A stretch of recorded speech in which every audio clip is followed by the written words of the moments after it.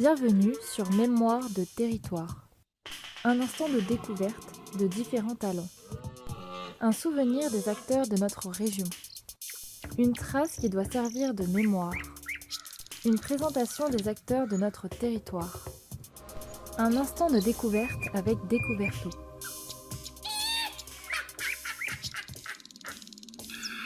Bonjour Marianne Spendley, bienvenue sur Mémoire de territoire, le podcast de l'association Découverto. Vous étiez venu nous voir il y a quelque temps, vous nous avez déjà parlé de votre livre, L'enfant sacrifié, et vous nous avez également parlé d'une de vos passions qui était la sculpture, une passion que vous aviez découverte pendant votre formation d'assistante sociale, mais finalement qui vous a marqué un peu plus qu'une simple formation professionnelle. Là aujourd'hui, on voudrait vous rencontrer pour parler d'autre chose. Vous habitez dans la ville de Phalsbourg et cette ville a une particularité, c'est qu'elle a une entité qui s'appelle l'épicerie solidaire. Alors l'entité elle est un petit peu compliquée à comprendre, si vous pouvez juste nous expliquer un peu comment fonctionne cette entité-là. Tout d'abord, bonjour, et puis enchantée d'être de nouveau avec vous ce matin pour vous faire découvrir effectivement une entité intra-phalsbourgeoise et qui existe maintenant depuis près de 30 ans. L'épicerie solidaire. Alors, l'épicerie solidaire, c'est un endroit où les personnes qui sont en difficulté financière peuvent venir chercher de la nourriture, essentiellement de la nourriture. Alors pourquoi c'est une entité particulière ? C'est parce qu'elle est adossée administrativement au Secours catholique, au CCAS de la ville de Phalsbourg et à la protection civile. Ce sont ces trois entités qui permettent à l'épicerie solidaire d'exister et d'avoir les moyens d'aider les personnes en difficulté. D'accord, alors quand vous nous parlez du CCAS de Phalsbourg, ça... C'est le Centre communal d'action sociale. D'accord. Ça appartient vraiment à la mairie de Phalsbourg. D'accord, donc voilà. C'est vraiment une entité locale en fait ouais. Pour aider les gens dans le besoin. Voilà. Donc de cette épicerie solidaire, en fait, vous nous disiez que forcément, comme tout le monde, vous avez souffert de ce qui s'est passé pendant la période Covid. Et puis, pour essayer d'effacer un peu ou d'atténuer la trace de cette cicatrice, vous avez développé un café solidaire. Alors ça, c'est un projet que, quand vous nous avez parlé, qui nous a semblé vraiment important. Donc si vous pouviez un peu développer, parce que c'est... Alors, sortie Covid, effectivement, quand on s'est rendu compte que les gens s'étaient retrouvés très isolés socialement, et on s'est posé la question, comment faire pour aller au-devant de ces personnes et recréer du lien ? À plusieurs, on était à peu près 3, on a pensé cette structure, le café solidaire, et on a demandé à la mairie un local. Donc ils nous ont offert au sein de la salle des fêtes une petite pièce. On se réunit tous les vendredis de 14h à 16h.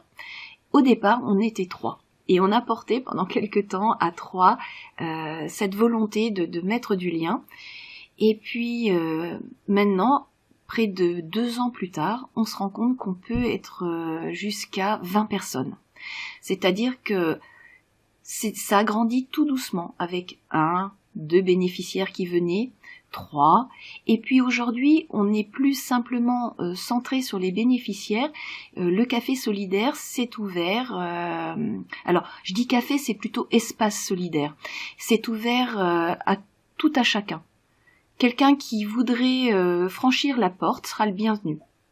Alors, ce café solidaire, c'est un lieu, un moment où on boit le café, on joue aux cartes, on partage des témoignages, on crée des actions. Parce que voilà, on avait une fois fait un marché de Noël, on fait aussi des repas, on se regroupe autour d'un repas. Alors l'année dernière, on avait fait un grand repas couscous avec pas mal de bénévoles et de gens qui participent à cet espace collectif. Et puis cette année, on va aussi refaire un repas en se regroupant autour de spécialités turques, avec une personne qui a la gentillesse de venir aussi nous faire un petit peu un cours de cuisine et qui va nous livrer pas mal de secrets. D'accord, donc si on fait un peu le résumé de ce café solidaire, l'objectif numéro 1, c'est vraiment de recréer du lien dans la ville de Falzbourg pour mélanger aussi les différentes strates de la population. Vraiment, comme vous dites, n'importe qui peut venir se joindre à c'est vraiment intéressant. Et vous parliez aussi à un moment donné de panier solidaire, donc ça, j'avais pas trop... Alors, le panier solidaire, c'est un panier de légumes frais, alors qui vient essentiellement pour nous de la ferme des frères Dieudonné, qui est mis en place 6 mois dans l'année. Donc, la personne vient acheter son panier. Le Secours catholique paye une partie du panier et la personne paye un petit peu. Alors ça peut aller de 2 à 5 euros de participation, mais c'est pas que le panier. C'est pareil, autour de ce panier, l'idée c'est de recréer du lien. Et donc, pour permettre ce lien, on distribue les paniers pendant l'espace collectif ou café solidaire, et chacun peut participer en disant bah voilà, on regarde ce qu'il y a dans le panier, on regarde ce qu'on va en faire. Certains d'ailleurs ont des idées très très originales pour nous apprendre à cuisiner des choses que nous n'aurions jamais cuisinées, et c'est l'occasion de nouveau de partager un bon moment. D'accord. Donc ça, le panier solidaire, ça c'est vraiment pour les gens qui ont droit à ce panier. Ouais. C'est pas comme une AMAP. C'est si les gens viennent, c'est pour partager du lien, c'est pas pour recevoir un panier. Là-dessus que les choses soient bien claires. Mais disons que ça nous permet quand même de voir que, c'est-à-dire pour aider à l'obtention de ces paniers, il suffit de donner de l'argent, donc par exemple au Secours catholique ou à la protection civile, et en fait on voit que derrière il y a une vraie action. Là on voit vraiment le côté réel du don, quoi. C'est ça, c'est concret, c'est local.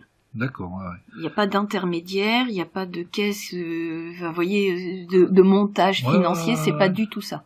D'accord. Non, c'est du direct. C'est vraiment intéressant parce que là, justement, d'une part, ça permet de créer du lien, et ça permet aussi pour les gens qui pourraient avoir un doute quelquefois sur où vont les dons, de vraiment se rendre compte en temps réel de ce qui est en train de se passer, quoi. L'épicerie solidaire, c'est pareil. D'accord. Quand on abonde financièrement, les courses sont faites localement. Okay. Et quand on va récupérer des gratuits, ce qu'on appelle les gratuits, ce dont se séparent des fois les supermarchés, c'est local. Ok, très bien.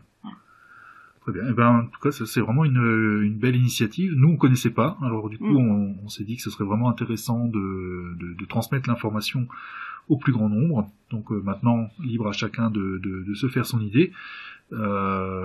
N'hésitez pas donc à venir les rencontrer. C'est le vendredi de 14h à 16h. À la salle des fêtes de Falzbourg, c'est ça. Très bien. Merci beaucoup Marielle Spenley, et puis à très bientôt. De toute façon, il y a un prochain livre qui arrive dans quelques temps, donc on se verra à ce moment-là. Merci beaucoup. Un instant de découverte avec Découverto. Un instant de découverte de différents talents. Un souvenir des acteurs de notre région. Une trace qui doit servir de mémoire. Une présentation des acteurs de notre territoire.